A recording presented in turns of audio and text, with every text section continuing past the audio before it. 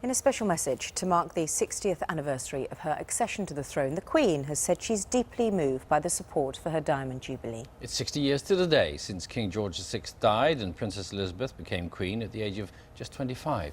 Our royal correspondent Nicholas Witchell reports. In her accession day message, the Queen, who's pictured in 2 special Diamond Jubilee photographs published today, expresses her gratitude for what she calls the wonderful support and encouragement that she and her husband have received over the past 60 years. She says they've been deeply moved by the many kind messages about the Diamond Jubilee. She goes on, "In this special year, as I dedicate myself anew to your service, I hope we will all be reminded of the power of togetherness and the convening strength of family, friendship and good neighbourliness." The Queen, who attended church yesterday at Sandringham, also says this Jubilee year is a time to give thanks for the great advances that have been made since 1952, and as we join together in the Diamond Jubilee, to look forward to the future with what she calls a clear head and a warm heart. It's a declaration of intent from a monarch 60 years on the throne who remains as committed as ever to the fulfilment of her duty. Later this week she'll return to Buckingham Palace, where the planning for the Diamond Jubilee programme of events is continuing apace. Nicholas Witchell, BBC News at Sandringham. Well, the young Princess Elizabeth was staying in the Treetops Lodge in Kenya when she learned of the death of her father. Let's cross now to our correspondent Will Ross, who joins us from there this morning. Morning, Will. Good morning. Yes, a very special spot. This not far from Mount Kenya, and of course extraordinary history right here.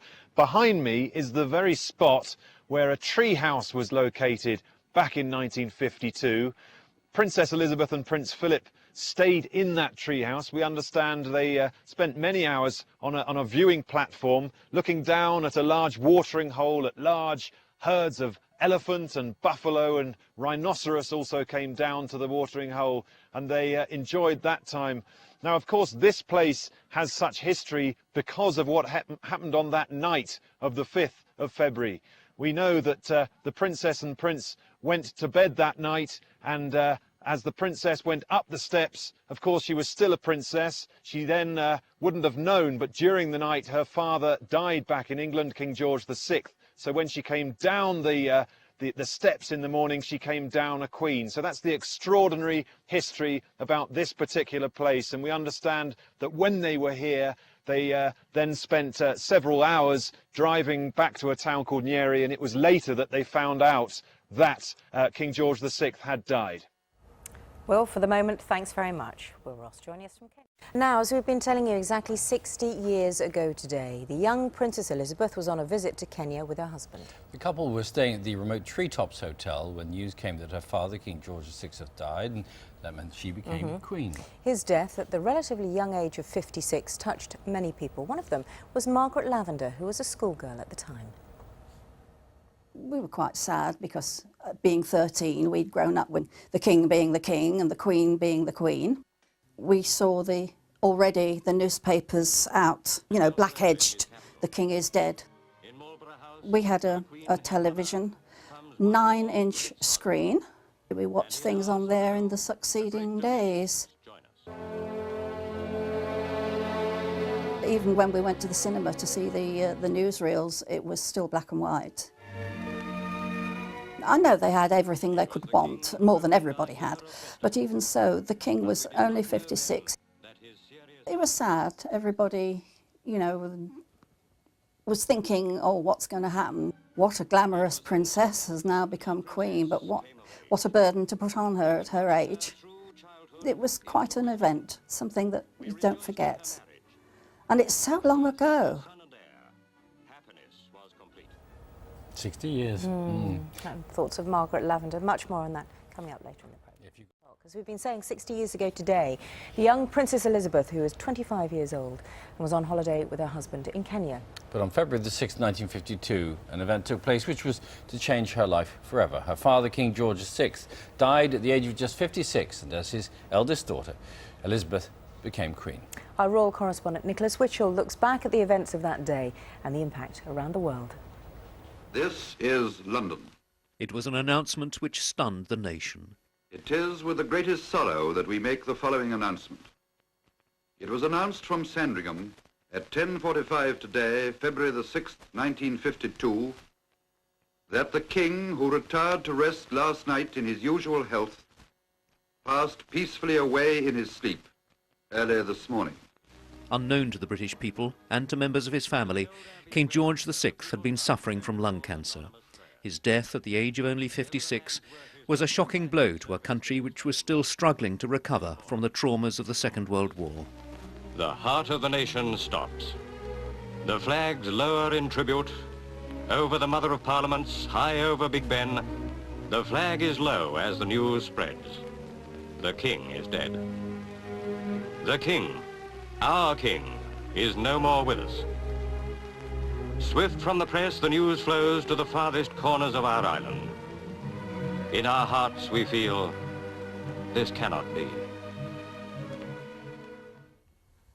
On the day the King died, Alastair Donald Campbell was 10. He was at school.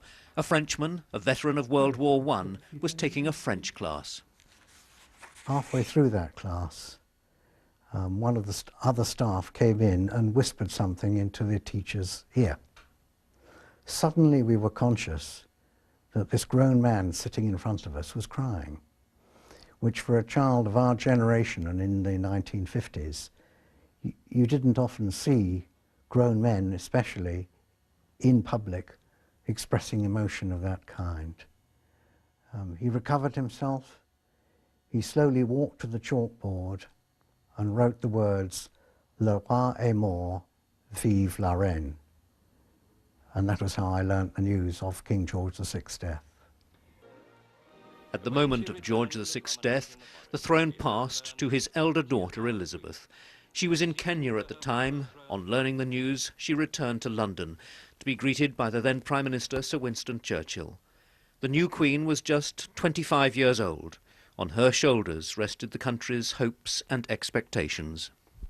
One of the things we were conscious of was that the new Queen heralded, if you like, a new Elizabethan era, but that she was also very young for a monarch to succeed at that time. But despite her youth, the Queen accepted her destiny. At her accession and then at her coronation, she committed her life to the service of Britain and the other countries of which she is monarch. And 60 years after she came to the throne, that commitment remains undimmed. Nicholas Witchell, BBC News. And you've been sending us some of your memories, those of you who can remember at the time. Carol Rees said she was 9 at Newport Road School in Leighton. It had morning assembly. The headmaster came into the classroom and whispered to the teacher. Mr. Cook was wearing a black tie and whispered to my friend, "Someone's died." We were all called into the school and the announcement was made and most of us cried. Jim in Gosport says it reminds him of the 1953 coronation when he was 12. They all caught the underground and stood there on the Mall, and his dad bought newspaper after newspaper because it was raining to shelter under, and afterwards making their way back home. The streets were ankle deep in sodden newspapers because everybody had thought the same thing. Thank you very much for your thoughts this morning. Keep them coming in. Exactly 60 years ago today, the young Princess Elizabeth was on a visit to Kenya with her husband. Well, the couple was staying at the remote Treetops Hotel when news came through that her father, King George VI, had died. His death at the relatively young age of 56 touched many people. One of them was Joan Sargent, who was a schoolgirl. We were at school and the headmistress called an assembly and told us the king had died, and a number of the girls started crying. I think people were genuinely concerned that the king had died. But we had this lovely princess, and I actually saw her coming back from Kenya. She looked very sad, but very composed, very regal, I suppose you'd say. The king was lying in state. We went one February night, and cold, it was utterly freezing. And we queued and queued, and eventually we went in. It was very solemn inside. It was awesome. I think for the country it was a special time. There was an expectation. We're going into this new Elizabethan era. Long live the Queen. Do you know, in the previous 60 years to Queen Elizabeth becoming queen, there were 5 different monarchs. Gosh. Yeah. There we are. There you are. Thank you for your thoughts as well. You just heard Joan Sargent's. More of that to come. Now it's exactly 60 years to the day since King George VI died and Princess Elizabeth became Queen. And to mark the formal start of the Diamond Jubilee year, the King's Troop Royal Horse Artillery are going to perform a special salute in London today. Our reporter Richard Slee is at the barracks in St John's Wood, where the horses are being prepared. Morning, Richard. Good morning. Yes, 109 horses being very thoroughly prepared here this morning at the barracks in St John's Wood. They're being shaved, they're being trimmed, they're being polished in preparation for what they say will be the biggest day of their lives. They'll leave here at about 10 o'clock this morning. They've been up since 6 o'clock, so already they'll be 4 hours into their day, and they will pull those 6 Royal Artillery guns down to Hyde Park, where there will be a 41-gun salute at noon. That, of course, formally starts the Queen's Diamond Jubilee year. Now, this is also an important day for the troopers and the horses here, because this is the last time they'll be at this barracks. Once they go out of the barracks here at 10 o'clock, they won't come back, because this site has reached the end of its lease. It's going to be sold and redeveloped. So quite a big day at 10 o'clock. They're expecting a lot of local people, school children, residents, also many veterans to be lining the route from here in St John's Wood down to Hyde Park. Now, once that 41-gun salute has taken place, they will then go on to their new barracks, which is where the guns originally came from in Woolwich in East London. So a very significant, a very poignant day for the troopers and the animals here today. All right, Richard, thanks very much. I have to say, I've never seen, Richard, a horse being shaved before parade. Neither is he, by the way. Thank you very much. Damn, this is one I can take a nibble right back there. Got to get rid of that 9 o'clock shadow, haven't you? Thank you very much. Richard, thanks very much. And exactly 60 years to the day since King George VI died and Princess Elizabeth became Queen. Well, to mark the formal start of the Diamond Jubilee year, the King's Troop Royal Horse Artillery will perform a special salute in London this morning. Our reporter Richard Slee joins us from the barracks in St John's Wood in London, where the horses are being prepared. Hello, Richard.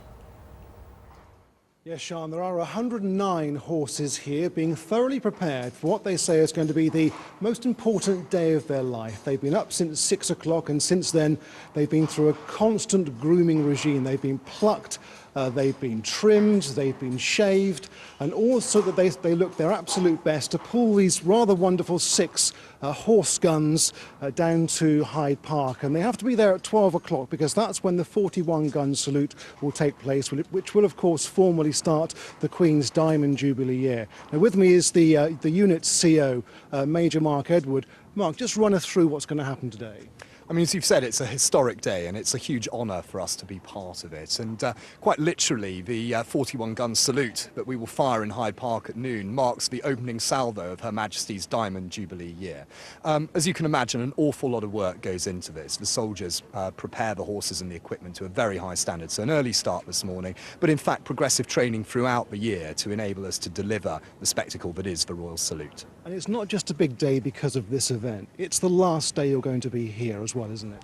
Absolutely, and it's a very fitting occasion for a new chapter in the history of the King's Troop Royal Horse Artillery.